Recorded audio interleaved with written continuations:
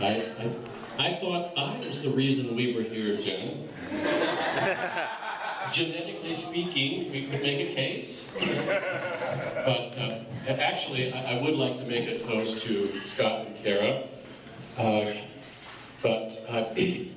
I'd like to share something with you that is kind of remarkable. I mean, as a father of two daughters, I can report to you it's a strange and wonderful experience.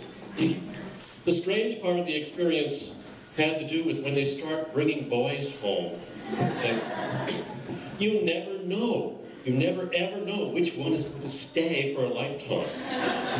But I had an experience when I knew that Scott was the one. And I don't believe, he may not even remember this, but it happened several years ago when we were meeting a couple. We were staying with them in Seattle where they lived a few years ago. It was kind of a warm afternoon around the apartment, and I noticed Scott doing something bizarre. Scott was standing on a chair in the corner of the room. Standing on a chair in the corner of the room for over a minute. And that was when the light bulb went on in my head. I said, I am looking at my future son-in-law. True, absolutely true. But in order to understand why I knew this, do you remember this?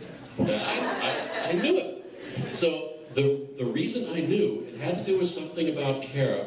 If you know anything about Kara at all, you know that she has a tremendous affinity for other animals. And this started at a very, very early age.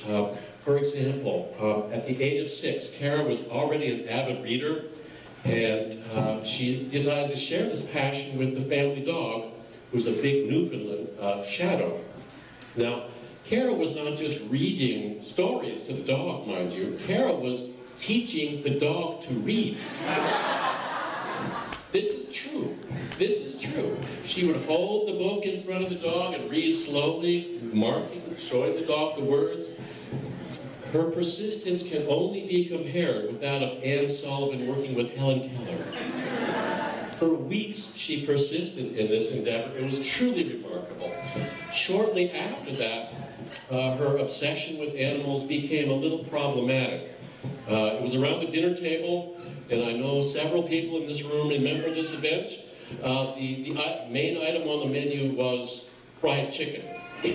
But this was not any fried chicken, mind you. I believe, and correct me if I'm wrong, this was Colonel Sanders' extra crispy variety. The kind that takes strange shapes. Well, partway through the meal, Kara loudly proclaimed, points at a piece of chicken and says, "Oh look, it's a little puppy." Well, moments after that, I was a little hungry. I took a voracious bite out of that little puppy. It was the wrong thing to do, and I know that now, Kara. But this was enough to send Kara running from the table, crying inconsolably. True, absolutely true. And years later, I kind of wondered if this was the point when Kara started down the path thinking about vegetarianism. Sorry, Kara.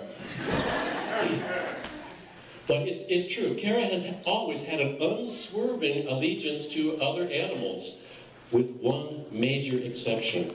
That major exception, Kara was driving her sister's car, not far from home, hot summer day, kind of like this, and this little groundhog leaped out of the bushes right in front of the car. Kara did not hesitate.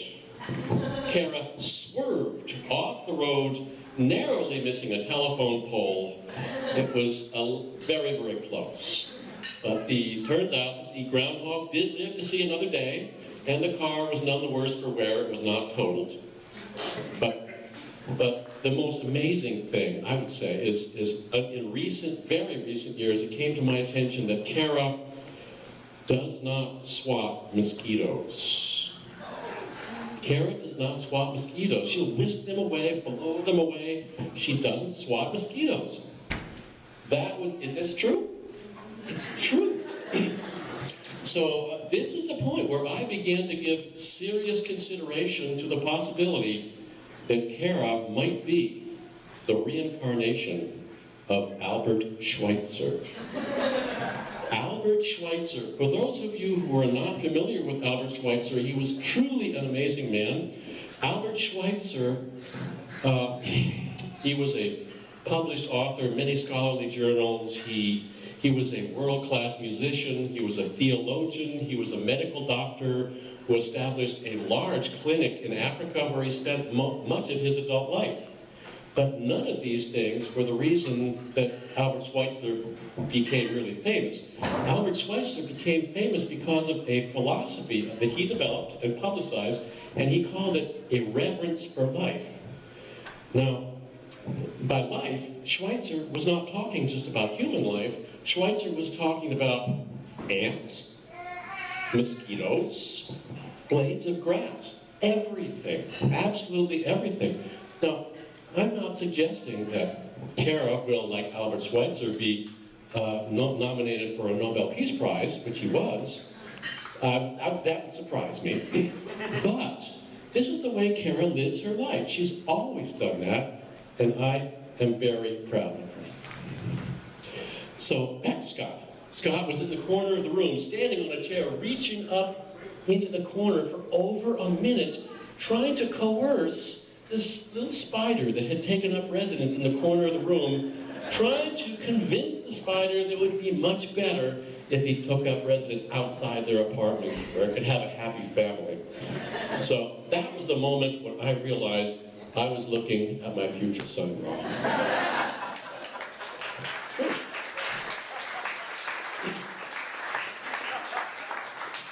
But really, this is not the most remarkable thing about this couple. This couple is remarkable for how they treat other people, and especially how they treat each other.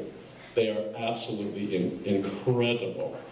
So with that thought in mind, I'd like to ask you to find that glass again. I'd like to make a toast to Kara and Scott. May they have a long, happy life together. Thank you.